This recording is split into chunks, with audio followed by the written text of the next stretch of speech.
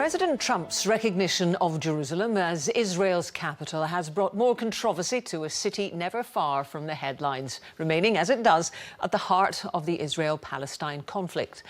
But Western involvement in the region is nothing new. 100 years ago today, during World War I, the British marched into the Holy City and Scots soldiers played a key role in its capture. Well, now the soldiers' descendants are following in their relatives' footsteps. Andrew Kerr has this special report. Jerusalem, it means city of peace, but tower and temple have fallen over the centuries as kings and empires fought. 100 years ago, the Turkish army succumbed to the British onslaught as World War I raged here in the Middle East and in Europe. On December the 11th, 1917, the Allies took Jerusalem. The respected commander, General Allenby, marched into Jerusalem at the Jaffa Gate on foot, a gesture of respect to the three faiths. The Ottoman Turks had operated a brutal and repressive regime in Palestine for hundreds of years, so people of all faiths in the city were delighted when they were freed. But if it wasn't for the sheer grit and determination of Scottish soldiers, Jerusalem might be a very different place today. Following in the soldiers' footsteps, a tour group from Scotland has been tracing the British advance, including the progress of the 11,000-strong 52nd Lowland Division, from Egypt up through Gaza and then on to Jerusalem. Ian Bell was a company commander in the 7th Royal Scots. He was injured twice in the campaign.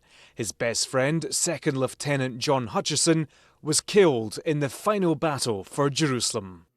Captain Bell's son wanted to make the journey to the grave because his father never got the chance to say goodbye to his friend. 2nd Lieutenant J.W. Hutchison.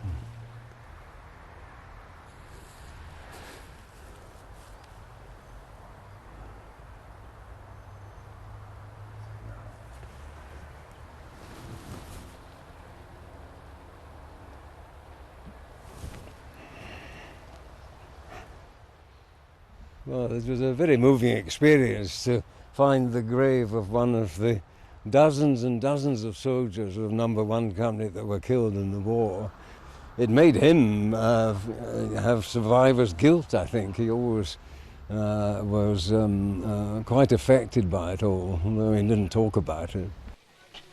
The campaign was arduous. Logistics were key.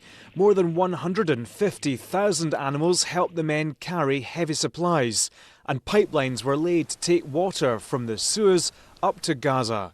A railway was also built at the rate of a mile a day. Captain Kenneth McClelland was a young Scottish signalman, his granddaughter's part of the tour. He died very sadly in 1938 as a result of wounds that he endured here.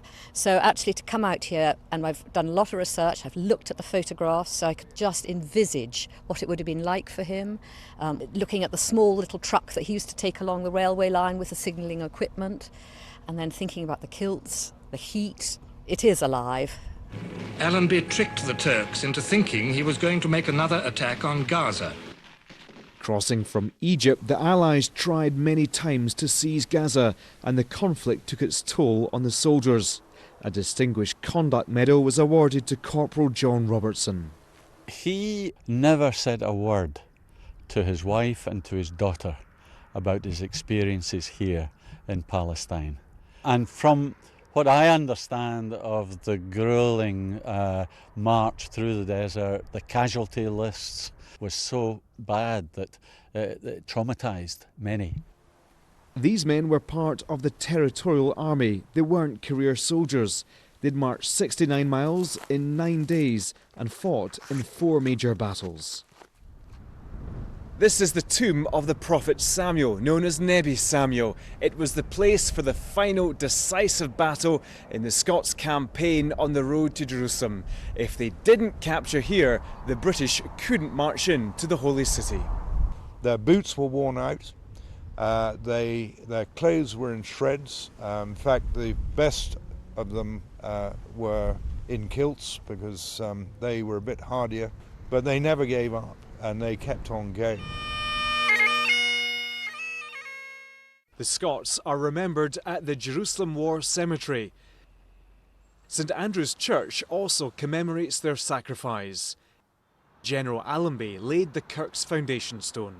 Allenby did see this place very definitely as a place of three faiths and hoped that they would coexist together in peace. But that's not how it is. And this is a place of conflict, and it's a political conflict in its essence. And until we find a way of creating political arrangements that accommodate and include and embrace all the people who live here, there will be no end to the conflict. This holy city has a history that spans more than 4,000 years. The British may have had a small part to play in that timeline, but the legacy of General Allenby's capture of Jerusalem is still felt by citizens today. General Allenby had aimed to bring different people together, but in this volatile land, many still wait for that peaceful coexistence. Andrew Kerr, reporting Scotland, Jerusalem. Well, back home then.